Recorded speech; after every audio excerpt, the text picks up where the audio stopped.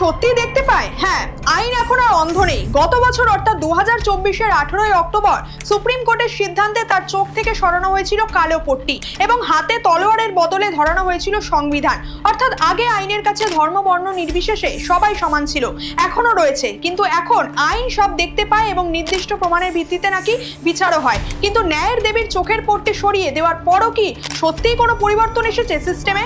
এই যে উদাহরণস্বরূপই দেখুন না, কলকাতার চিকিৎসক অভয়া ধর্ষণ ও খুনের মামলায় ধৃত অভিযুক্তদের বিরুদ্ধে যথেষ্ট প্রমাণ পাওয়ার পরেও কোর্টে চার্জশিট সঠিক সময় জমা না দিতে পারার কারণে অভিযুক্তরা কত সহজেই বেল পেয়ে গেল।